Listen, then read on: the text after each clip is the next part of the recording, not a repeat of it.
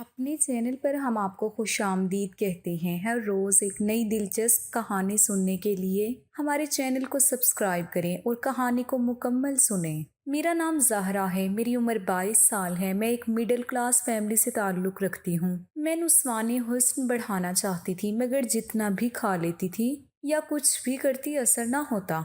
असल बेइज्जती तो तब हुई जब रिश्ते वाले आए और इसलिए इनकार कर गए कि मुझ में नुस्वानी हुस्न की कमी है। तभी मेरी सहेली ने मुझे मशवरा दिया कि तुम किसी पठान से शादी कर लो। ये पठान मर्द अपनी औरतों को एक हफ्ते में मोटा कर देते हैं। मेरी दोस्ती एक पठान से हो गई जो रात होते ही मुझसे गंदी बातें करना शुरू कर देता। एक रात मुझसे कहने लगा, अरे शर्मा क्यों रही हो, दुपट्टा हटाओ ना। असल हुस्न तो तुमने इस दुपट्टे के पीछे छुपा रखा है। मैंने जब गुल खान की ये बात सुनी तो पूरे वजूद में एक करंट सा दौड़ा था। मैं उस वक्त उससे फ़ोन पर वीडियो कॉल कर रही थी। मेरे शर्माने पर कहने लगा, अरे मेरी गुलाबो, कैसा शर्माना, मैं तो तुम्हें दिलो जान से अपनी बीवी बना चुका हूँ। तुम तो अब गुल खां की इज्जत हो। जब गुल खां के मुंह से ये बातें सुनी तो मैंने अपना दुपट्टा सरकाना शुरू कर दिया। मेरी नज़र स्क्रीन पर गुल खान की जानिब थी, जबकि उसकी नज़र मेरे हुस्न पर। दुपट्टा फर्श पर गिरा हुआ था और गुल खान के मुंह में पानी था। अगले ही पल मचल कर कहने लगा, उफ मेरी जान, ये क्या, तुम तो हुस्न की देवी हो। मैं बता नहीं पा रहा क्या महसूस कर रहा हूँ। दिल कह रहा है कि अभी तुम्हारे कमरे में आ जाऊं और तुम्हें तुम्हारी मदहोश आवाज़ें कमरे में गूंजें। मैंने तो मजाक में हंस कर कह दिया कि अच्छा, इतने ही अथावले हो रहे हो तो आ जाओ ना। मेरे कमरे की खिड़की पूरी खुली है, आ जाओ, जगा लो अपनी हुक्मरानी। मुझे लगा था कि ये मजाक है, मगर ठीक 1 घंटे बाद सच में गुल खान खिड़की कूद कर अंदर आ चुका था। वो मुझे पाने की खातिर इतना तड़प रहा था। मैंने आईने के सामने खड़े होकर एक ठंडी सांस खारिज की थी, एक नज़र भरकर अपने वजूद को देखा था और फिर दुपट्टा उतारकर बेड की एक जानिब रखा। नींद दराज होकर बैठ गई। बार बार जहन में वही जुमले गर्दिश कर रहे थे जो आज मेरी दोस्त आमना ने मुझे कहे थे, और सब लड़कियां हंस पड़ी थीं। मुझे तो अपने आप से ही नफरत और उलझन सी महसूस होने लगी थी। मेरे अंदर वैसा हुस्न क्यों नहीं था जैसे आमना, रुबाब और शकीला के पास था। ये सोचकर मेरी आंखों में आंसू भरने लगे। आज कॉलेज में मैं अपनी सहेलियों के साथ बैठी थी, जब मेरी सहेली आमना हंस हंस कर मोबाइल पर अपने बॉयफ्रेंड के मैसेजेस सुना रही थी। कल रात उन दोनों ने जिस तरह की रोमांस भरी बातें की थी, वो सारी बातें आमना हम तीनों को बता रही थी। हम सहेलियां ऐसी थीं कि एक दूसरे से हर बात शेयर किया करती थी। अभी भी टीचर हुमैरा क्लास लेने नहीं आई तो हम कॉलेज की बिल्डिंग के पिछले हिस्से में आकर बैठकर छुपकर मोबाइल पर वो वॉइस मैसेजेस सुन रहे थे जो आमना और उसका बॉयफ्रेंड कल रात आपस में मदहोश होकर करते रहे थे। जैसे जैसे मैं आमना के बॉयफ्रेंड की आवाज़ें सुन रही थी, वो जिस तरह आमना के हुस्न की तारीफ कर रहा था, मैं भी बेचैन होने लगी थी। मेरे जज्बात भी भड़कने लगे थे।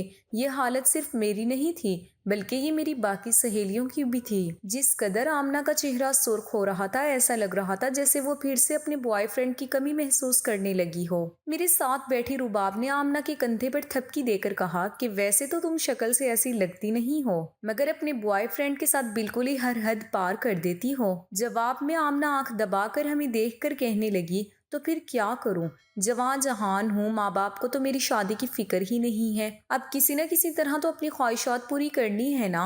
वैसे भी हारिस एक अच्छा लड़का है, मेरे राज किसी को नहीं बताएगा। और ये मैसेज तो कुछ भी नहीं, इससे आगे भी बढ़ चुके हैं। अब मैं तुम लोगों को क्या बताऊं।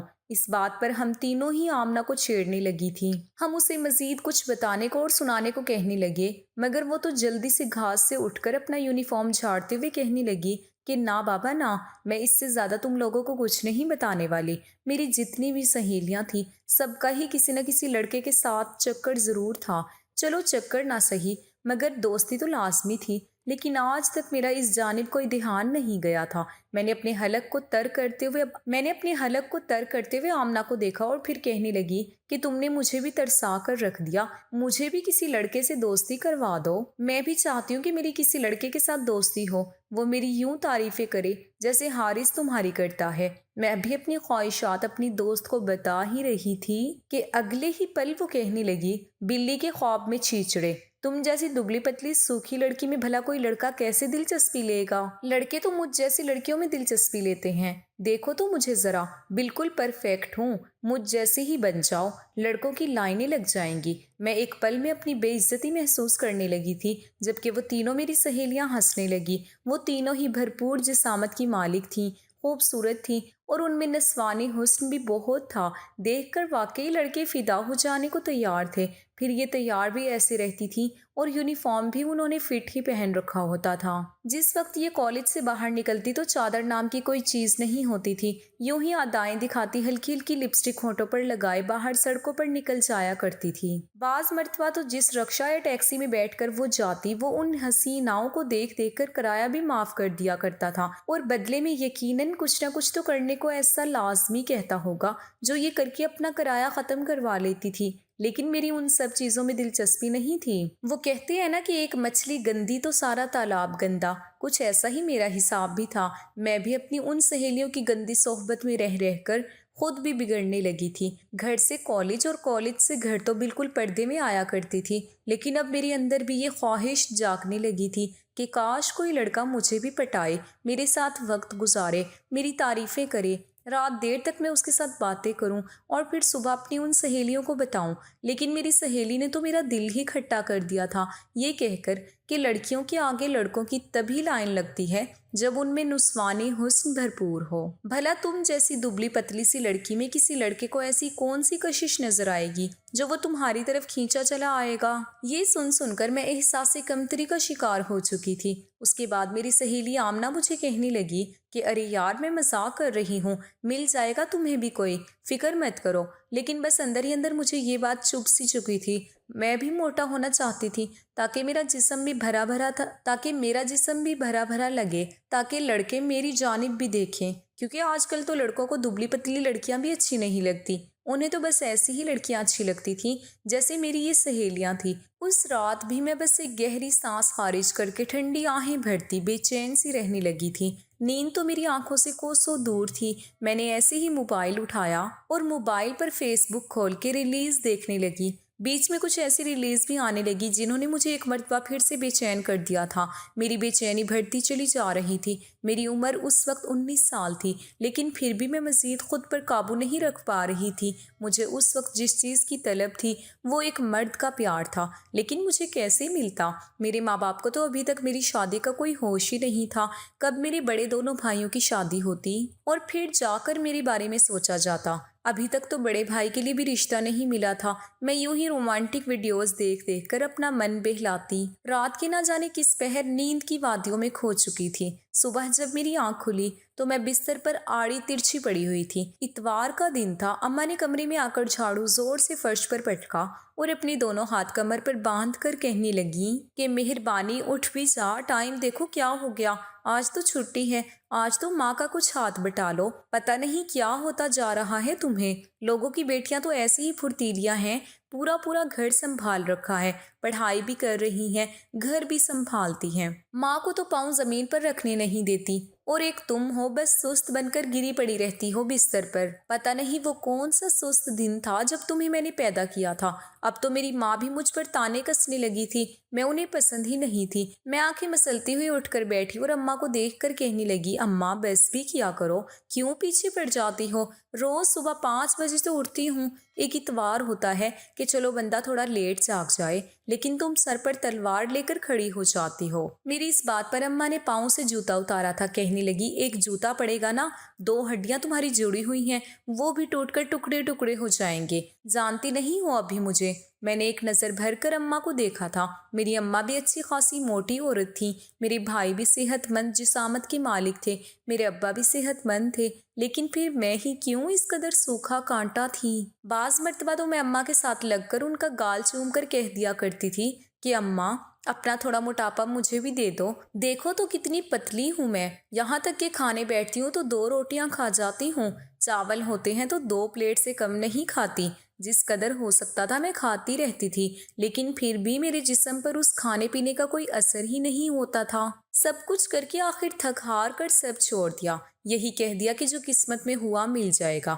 اب جب نہیں موٹی ہو رہی تو میں کیا کر سکتی ہوں؟ میرا نسوانی حسن تو بڑھنے کا نام ہی نہیں لے رہا تھا۔ ایک روز جب میں کالج گئی تو میں نے جھجکتے ہوئے اس بات کا ذکر اپنی سہیلی آمنہ سے کر دیا، لیکن اس نے جواب دیا۔ سن کر تو میرا روم روم تڑپ اٹھا تھا۔ شرم کے مارے میرا جی چاہا کہ ابھی زمین پھٹے اور میں اس میں قید ہو جاؤں۔ میں جو اتنی شرم و حیا کے ساتھ جھجکتے ہوئے کہہ رہی تھی کہ یار تمہیں کوئی ٹوٹکا پتہ ہے جس سے میرا نسوانی حسن میں اضافہ ہو جائے؟ مجھے بہت ضرورت ہے۔ جواب میں اس نے سیدھا سادہ منہ بنا کر یہی کہا تھا کہ اچھا تو اس میں کسی ٹوٹکے کی کیا ضرورت ہے؟ تم کسی لڑکے سے شادی کر لو، خود بخود ہی موٹی ہو جاؤ گی۔ اتنا کہہ کر وہ ہنستی ہوئی وہاں سے جا چکی تھی، جبکہ میرا منہ تو کھلے کا کھلا رہ چکا تھا، میرے کانوں کی لو تک سرخ ہو چکی تھی۔ یہ وہ کیسی بات کر گئی تھی؟ میں تو شادی سے پہلے موٹی ہونا چاہتی تھی، مگر یہ تو مجھے میرا نسوانی حسن بھی شادی کے بعد ہی ٹھیک کرنے کا کہہ رہی تھی۔ بہرحال میں ایسے ہی مایوس ہوئی کہ میرا دل ہر چیز سے اوچاٹ ہونے لگا۔ میں نے آمنہ اور رباب لوگوں کے ساتھ اٹھنا بیٹھنا بھی تقریباً بند ہی کر دیا تھا، کیونکہ وہ جب بھی بیٹھتی تھی اپنے اپنے بوائے فرینڈ کے قصے لے کر ان کے بارے میں باتیں کرنا شروع کر دیا کرتی تھی۔ ہمارے بیچ کسی طرح کا کوئی پردہ نہیں تھا اور میں ان کے قصے سن سن کر اپنے اندر یہ احساس کمتری مزید بڑھنے نہیں دے سکتی تھی۔ میں نے پڑھائی پر توجہ دینا شروع کر دی۔ ہماری کلاس میں 3-4 ہینڈسم اور امیر لڑکے بھی تھے۔ میں نے ان کو بھی تھوڑا بھاؤ دینا شروع کیا، لیکن وہ تو مجھے بہن جی بلا کر میرے سارے ارمانوں پر پانی پھیر گئے۔ اس بات سے میں نے یہ اندازہ لگایا تھا کہ لڑکوں کا چکر میرے بس کی بات نہیں ہے، مجھے تو بس اب شادی کا انتظار کرنا چاہیے۔ جو فیصلہ میرے ماں باپ کریں گے میرے لیے وہی ٹھیک ہوگا۔ لیکن تب تک میں اپنی بے چینیاں کیسے روکتی؟ کتنے سالوں سے میں اپنی سہیلیوں سے وہ سب کچھ سنتی آ رہی تھی جو کہ شادی کے بعد میاں بیوی کرتے ہیں۔ یہ لوگ تو کتنے سالوں سے اپنے بوائے فرینڈز کے ساتھ وہ تعلقات قائم کر رہی تھی، کوئی ان کو پوچھنے والا نہیں تھا۔ ایک میں ہی تھی جو ابھی تک کواری پھر رہی تھی۔ خیر اس روز جب میں یوں ہی منہ سجائے گھر گئی تو سامنے میرے دونوں بھائی ابا کے پاس بیٹھے تھے، نہ جانے کس موضوع پر بات ہو رہی تھی۔ میں نے ان کو سلام کیا اور تھکی ہاری کمرے میں جا کر لیٹ گئی۔ تبھی جو باتیں میری سماعتوں سے ٹکرائیں، میرے تو ہوش اڑ کر رہ چکے تھے۔ وہ جس معاملے پر بات کر رہے تھے وہ میں تھی۔ میرے بارے میں میرا بڑا بھائی کہہ رہا تھا کہ میں چاہتا ہوں کہ پہلے ہم زہرا کی شادی کروا دیں، ہمیں سیٹ ہونے میں ابھی کافی وقت لگے گا، اور ویسے بھی ہماری بہن پہلے اپنے گھر کی ہو جائے، بعد میں ہم ہوتے رہیں گے۔ لڑکیوں کے لیے آج کل اچھے رشتے ملنا بہت مشکل ہو گئے ہیں، اس لیے جتنا وقت پر ہماری زہرا کی شادی ہو جائے اتنا ہی اچھا ہے۔ میں نے جب بھائیوں کے منہ سے یہ الفاظ سنے تو مجھے لگا جیسے میری کوئی دلی خواہش پوری ہونے والی ہو۔ خوشی کے لڈو میرے من میں پھوٹنے لگے تھے۔ میں تو اپنے بیڈ پر اچھل کر بیٹھ چکی تھی، دل بڑی رفتار سے دھڑک رہا تھا، ایسے لگ رہا تھا کہ جیسے سینہ چیر کر باہر ہی آ کر گرے گا۔ میں خوشی سے اپنا چہرہ اپنے ہی ہاتھوں میں چھپا گئی اور بس یہی مسکرا کر سوچتی رہ گئی کہ نہ جانے کون سا لڑکا پسند کیا ہوگا ان لوگوں نے میرے لیے، وہ کیسا ہوگا، میرے ساتھ کتنی محبت کرے گا، کیا میں اسے ایسے بھی پسند آ جاؤں گی؟ تھوڑی دیر بعد میری ماں بھی میرے کمرے میں آئی تھی اور انہوں نے بھی مجھے آ کر یہی کہا تھا کہ تمہارے بھائی چاہتے ہیں کہ پہلے تمہاری شادی کر دی جائے۔ میں نے پہلے تو آنکھوں میں نمی لا کر انکار کرنا چاہا کہ نہیں امی، میری ابھی اتنی عمر ہی کیا ہے، میں ابھی شادی وادی نہیں کرنا چاہتی، لیکن جواب میں میری امی نے مجھے پیار سے سمجھایا تھا آج کل وقت ہی ایسا چل رہا ہے، تمہاری شادی وقت پر ہو جائے گی، یہی تمہارے لیے اچھا ہے، تم اپنے سسرال میں راج کرو گی۔ اور میں من ہی من میں خوشی سے دھوم مچا رہی تھی۔ امی کے منہ پر بھی میں نے منہ سجا کر حامی بھر لی۔ رشتے والی آنٹی کو اطلاع دے دی گئی، کیونکہ ہمارے خاندان میں ایسا کوئی لڑکا ہی نہیں تھا جس سے میری شادی ہو سکتی۔ سبھی مجھ سے چھوٹے تھے اور کوئی ایسا ڈھنگ کا کام کاج بھی کرنے والا نہیں تھا۔ غیر رشتے والی خالہ جب آئی تو خوبصورت لڑکوں کی تصویریں دکھانے لگی۔ میں تو جس لڑکے کو دیکھ رہی تھی اس پر ہی میرا دل آ رہا تھا۔ خیر رشتے والی خالہ نے میری ایک تصویر لڑکے والوں کو دکھائی اور پھر اسی نے کال کر کے بتایا تھا کہ اگلے روز صبح 10 بجے لڑکے والے ہمارے ہاں ملنے کے لیے آنے والے ہیں۔ میں پوری رات خوشی سے سو نہیں پائی تھی۔ ایک عجیب سی بے چینی اور سرشاری پورے وجود میں گردش کر رہی تھی۔ شادی کے بعد کے لمحات سوچ سوچ کر خون بڑی تیزی سے گردش کر رہا تھا۔ جس قدر میں بے چین ہو رہی تھی یہی سوچ رہی تھی کہ میرا ہونے والا شوہر بھی یوں ہی میری قربت پانے کو تڑپ رہا ہوگا۔ اگلے روز صبح ہی میں اٹھ کر تیار ہو چکی تھی۔ آئینے کے سامنے کھڑے ہو کر میں نے ساری پریکٹس کر لی کہ لڑکے والے آئیں گے تو ان کے سامنے میں نے کیسے کھانا پیش کرنا ہے، کیسے بیٹھنا ہے، کیسی بات کرنی ہے۔ میں نے کیا بھی ایسے ہی تھا۔ وہ لوگ کافی مالدار معلوم ہوتے تھے۔ لڑکے کی گوری چٹی ماں کو دیکھ کر لگتا تھا کہ اس کا بیٹا بھی بڑا خوبصورت ہوگا۔ میں جس پل چائے اور لوازمات لے کر کمرے میں داخل ہوئی تو وہ عورت مجھے سر سے لے کر پاؤں تک دیکھنے لگی، پھر تسلی کے لیے میری امی سے کہنے لگی کہ کیا یہ آپ کی بیٹی ہے؟ تو میری امی اس کو کہنے لگی جی یہی ہے زہرا، میری بیٹی، ماشاءاللہ سے بڑی سلیقہ مند ہے، پورا گھر تو اسی نے سنبھال رکھا ہے۔ امی چکنی چپڑی باتیں کر کے ان کو بہلانے کی کوششوں میں لگی تھی، لیکن اس عورت نے مجھے ایک نظر دیکھ کر کوئی خاص رد عمل ظاہر نہیں کیا تھا۔ مجھے لگا تھا وہ مجھے اپنے پاس بیٹھائے گی اور میں بڑے ہی پیار سے جا کر ان کے ساتھ بیٹھ جاؤں گی، لیکن اس نے تو اپنے ساتھ موجود خالی صوفے پر اپنا پرس رکھ دیا تھا۔ ماتھے پر بیل آ چکے تھے اور میں سامنے جا کر اپنی امی کے پاس بیٹھ گئی۔ اس نے چائے پکوڑوں اور چپس سے بھری پلیٹ فوراً چٹ کر دی، سموسے پر بھی پورے ہاتھ صاف کر گئی تھی، اور پھر جب جانے لگی تو جانے سے پہلے یہی کہہ کر گئی کہ برا مت مانیے گا بہن، آپ کی بیٹی ماشاءاللہ سے بہت خوبصورت ہے، سلیقہ مند، باشعور بھی لگ رہی ہے، ہر لحاظ سے بہتر ہے، لیکن وہ کیا ہے نا، ہمارے بیٹے کی بس ایک ہی ڈیمانڈ تھی کہ لڑکی ذرا کھاتی پیتی ہو، صحت مند اور پرکشش لگے۔ آپ کو تو پتہ ہے نا کہ آج کل کے لڑکوں کی ڈیمانڈز کتنی ہوتی ہیں۔ اب اگر میں اس کی شادی زبردستی آپ کی بیٹی سے کروا بھی دوں نا تو وہ خوش نہیں رکھ پائے گا آپ کی بیٹی کو، اس لیے ہماری طرف سے معذرت ہے۔ وہ عورت میرے منہ پر رشتے سے انکار کر کے جا چکی تھی۔ میرے لیے یہ کوئی چھوٹی بات نہیں تھی۔ مجھے لگ رہا تھا کہ میری شادی ہو گئی تو یقیناً میری زندگی میں وہ سارا سکھ لوٹ آئے گا جو میری سہیلیاں شادی کے بغیر لٹا رہی تھیں، لیکن یہاں تو پہلا رشتہ ہی میرا نسوانی حسن تھا جس کی کمی کی وجہ سے وہ انکار کر کے جا چکا تھا۔ میں وہاں سے سیدھا اپنے کمرے میں چلی گئی، دروازہ لاک کیا اور پھوٹ پھوٹ کر رونے لگی۔ نہ جانے کتنی ہی دیر میں روتی رہی، جی چاہ رہا تھا کہ اپنے آپ کو نوچ لوں۔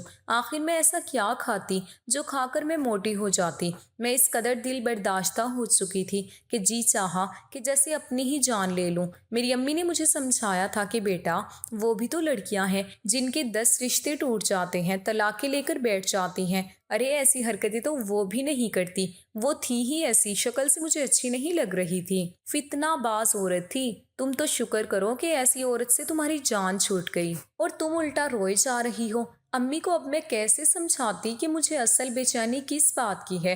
مجھے ایک مرد کی قربت چاہیے تھی، وہ قربت مجھے مل نہیں رہی تھی۔ میں مرد سے اپنی تعریفیں سننے کے لیے ترس چکی تھی۔ اگلے روز جب میں بوجھل قدموں کے ساتھ کالج گئی تو میری اتری ہوئی شکل اور سوجی ہوئی آنکھیں دیکھ کر آمنہ اور رباب کو کچھ نہ کچھ شک تو ہو ہی چکا تھا۔ وہ مجھ سے بار بار پوچھنے لگی اور میں نے گہری سانس خارج کر کے بتایا کہ تم لوگوں کو میں کیا بتاؤں، تم لوگ بھی بس میرا مذاق ہی اڑاؤ گے اور کچھ بھی نہیں۔ میں ان کے سامنے بھی رونے لگی تھی۔ انہوں نے جب مجھے روتے دیکھا تو فوراً اپنے ساتھ لگا دیا، کہنے لگی پگلی ہم تو بس مذاق کیا کرتی تھی، اگر تمہیں ہمارا مذاق اتنا ہی برا لگتا ہے تو ٹھیک ہے، آئندہ آج کے بعد ہم تمہارے ساتھ مذاق نہیں کرتے، بتاؤ ہوا کیا ہے؟ میں نے آنکھوں میں آئے آنسو کو صاف کیا اور انہیں ساری بات بتانے لگی۔ میری بات سننے کے بعد وہ بھی پریشان ہو چکی تھی، کہنے لگی کہ اس لڑکے کی ماں کی تو ایسی ہی تیسی جو ہماری اتنی پیاری سی دوست کو ریجیکٹ کر کے چلی گئی۔ لیکن میں اگلے ہی پل آمنہ کا ہاتھ پکڑ کر کہنے لگی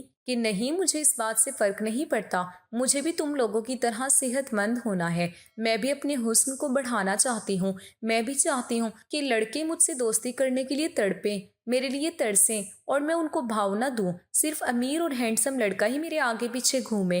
آمنہ نے یہ سنا تو حیرت سے کتنی دیر تک مجھے دیکھتی رہی، پھر کہتی تم اپنا نسوانی حسن بڑھانا چاہتی ہو نا تو تم کسی پٹھان سے دوستی کیوں نہیں کر لیتی؟ قسم سے اگر تم کسی پٹھان کو اپنا بوائے فرینڈ بنا لو نا تو تمہارے مزے ہی مزے ہو جائیں گے۔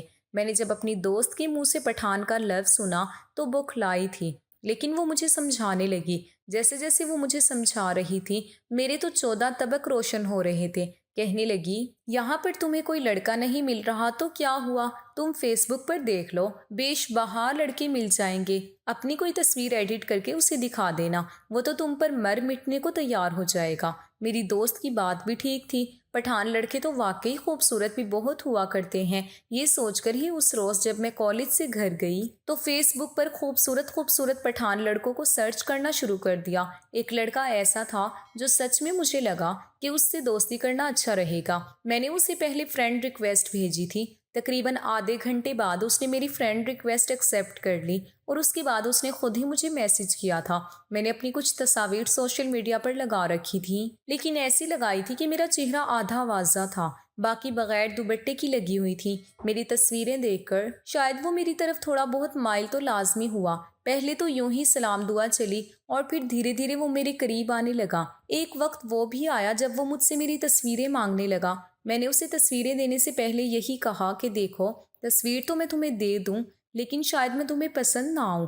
میں نے جب اسے اپنی تصویر بھیجی تو وہ میری تعریفیں کرنے لگا تھا، کہنے لگا کہ زہرا تم تو بالکل ویسی ہی ہو جیسا میں نے سوچا تھا کہ میری دوست کو ہونا چاہیے، یقین مانو تم بہت خوبصورت دکھ رہی ہو۔ وہ میری تعریف کر رہا تھا اور میں حیران تھی۔ میں نے تو آج تک جتنی بھی پٹھان عورتیں دیکھی تھی ساری صحت مند ہوا کرتی تھیں، بھلے ہی انہوں نے پردے میں خود کو چھپا رکھا ہوتا تھا، پھر بھی ان کے وجود واضح ظاہر ہو رہے ہوتے تھے۔ میں نے اپنی سہیلیوں سے ہی سن رکھا تھا کہ شادی کے بعد جو عورت موٹی ہو جائے سمجھو اس کا شوہر اس سے بہت پیار کرتا ہے، اسے خوش رکھتا ہے، اسے کسی چیز کی کمی نہیں آنے دیتا۔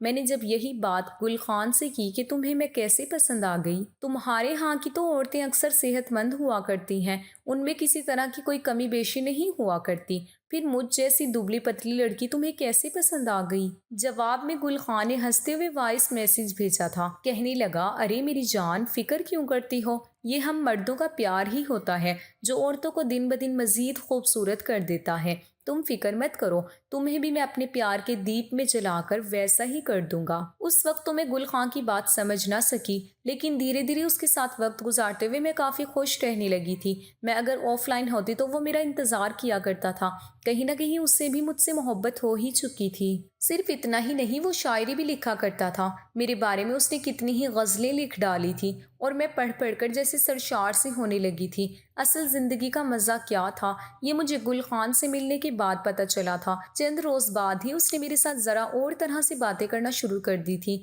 وہ میرے ساتھ اور میسج پر ہی اس کی محبت بھرے میسیجز پڑھ کر میرے اندر بے چینی اور سرشاری بھرنے لگی تھی۔ وہ میرے ساتھ رومانس کرنے لگا تھا اور میسج پر ہی اس کی محبت بھرے میسج پڑھ کر میرے اندر بے چینی اور سرشاری بھرنے لگی۔ پہلے تو مجھے ذرا شرم آئی، لیکن دھیرے دھیرے میں عادی سی ہونے لگی۔ وہ مجھ سے کہنے لگا کہ وہ مجھ سے ملنا چاہتا ہے، کیا کہیں میں اسے باہر مل سکتی ہوں؟ وہ دوسرے شہر میں رہتا تھا اور میرے شہر آنے کو بھی تیار تھا، لیکن میں نے صاف انکار کر دیا کہ نہیں، میں ابھی تمہارے ساتھ ملاقات نہیں کرنا چاہتی، اگر پکڑی گئی تو بہت پٹائی ہوگی۔ اب تو ہماری باتوں کی نوعیت بھی بدل چکی تھی، اکثر ہم وہ باتیں کرنے لگے تھے جو میاں بیوی کرتے ہیں۔ پہلے تو مجھے ایسا کرنا اچھا نہیں لگا تھا، لیکن دھیرے دھیرے مجھے ان سب کی عادت ہو گئی تھی۔ اس روز بھی میں کتاب میں موبائل چھپا کر گل خان سے گندی باتیں کر رہی تھی، جب میرے بھائی گھر میں داخل ہوئے، مجھ پر ایک نظر ڈالی تو کہنے لگے اماں کیا کھاتی ہے یہ، دیکھو تو دن بدن موٹی ہوتی جا رہی ہے، پہلے جو سوکھی پتلی سی ہوا کرتی تھی اب اس کا جسم بڑھتا جا رہا ہے۔ بھائی کی بات سن کر میں خوش ہوئی تھی۔ ہاں واقعی اب تو میری سہیلیاں بھی کہنے لگی تھیں کہ کون سی دوا کھانا شروع کر دی ہے جو اتنی بھرے جسم والی ہوتی جا رہی ہو، لیکن میں انہیں کیا بتاتی کہ یہ گل خان کی محبت تھی، اس کی دی ہوئی خوشیاں تھی۔ میں اب ڈپریشن میں نہیں رہتی تھی، ٹینشن نہیں لیتی تھی، بلکہ اس کی محبت نے سچ مچ مجھے خوبصورت بنانا شروع کر دیا تھا۔ دن بدن گل خان کی ڈیمانڈز بڑھتی چلی جا رہی تھی۔ وہ مجھ سے کہنے لگا کہ تم واش روم میں جاؤ اور مجھے بے حجاب کر کے اپنی تصاویر بھیجو۔ وہ مجھ سے کہنے لگا کہ تم واش روم میں جاؤ اور مجھے بے حجاب ہو کر اپنی تصاویر بھیجو۔ میں ایسا نہیں کر سکتی تھی، مجھے شرم آتی تھی، لیکن گل خان نے ایک روز مجھے اتنا مجبور کر دیا کہ میں واش روم میں گئی اور جس طرح اس نے مجھے کہا تھا میں نے اپنی تصاویر بنا کر اسے دے دی، یہاں تک کہ ویڈیو کال پر بھی اس کے ساتھ اپنے اندر بھڑک رہی آگ کو پورا مٹایا تھا۔ ایک بار بھی مجھے یہ خیال نہ آیا کہ ایسا کرنے کے بعد میرے بھائی میرے باپ پر کیا گزرے گی، اگر اچانک سے ان پر یہ راز کھل جائے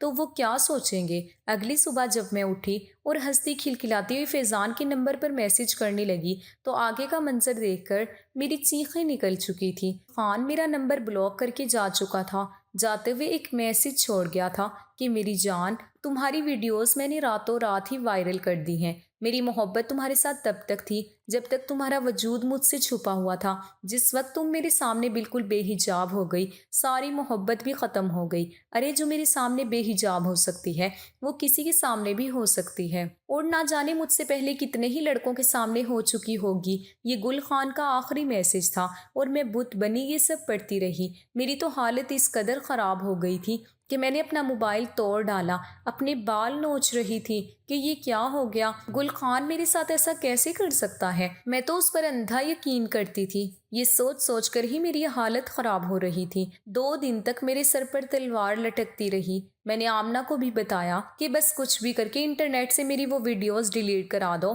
اگر میرے بھائیوں کے ہاتھ لگ گئی تو وہ میرا قتل کر دیں گے۔ مگر مجھے جس بات کا ڈر تھا وہی ہوا تھا۔ اس روز جب میں کالج سے گھر آئی تو میرے بھائی غصے سے آگ بگولا ہو چکے تھے۔ میری وائرل ویڈیوز ان تک پہنچ چکی تھی۔ وہ اس قدر غصے سے بپھرے ہوئے تھے کہ مجھے بیلٹ سے مارنا شروع کر دیا۔ میرے پورے وجود پر نشان پڑ چکے تھے۔ میں رو رہی تھی، چلا رہی تھی اور کہہ رہی تھی کہ مجھے معاف کر دیں، لیکن بھائی اس قدر غصے میں تھے، کہنے لگے آج تم ہمارے ہاتھوں سے قتل ہو جاؤ گی، اس گھر میں ہی تیری قبر بنے گی، تجھے ہم نے ڈھیل دی اور تم نے یہ نتیجہ نکالا۔ ارے کس چیز کی کمی آنے دی ہم نے تمہیں جو تم یہ سب کچھ کرنے پر تل گئی۔ ابھی میرے ابا کو اس بارے میں کچھ پتا نہیں تھا، وہ تو پہلے ہی دل کے مریض تھے۔ یہ سن کر نہ جانے ان پر کیا گزرتی۔ مجھے مار مار کر مجھے زندہ تو چھوڑ دیا گیا، لیکن مجھ سے پڑھائی چھڑوا دی گئی۔ 1 ہفتے کے اندر اندر میرے لیے رشتہ دیکھا گیا اور مجھے بیاہ کر اس کے ساتھ روانہ کر دیا گیا۔ وہ عمر میں مجھ سے 10 سال بڑا تھا، ایک پرائیویٹ اسکول میں نوکری کرتا تھا، گھر بھی کوئی خاص نہیں تھا، لیکن شاید یہی میری سزا تھی۔ غلط صحبت میں رہ کر میں نے غلط خواہشات کو اپنے سینے میں باندھا تھا، اور پھر غلط راستے پر چل نکلنے کے بعد میں نے گل خان جیسے لڑکے کو اپنا سب کچھ سونپ دیا۔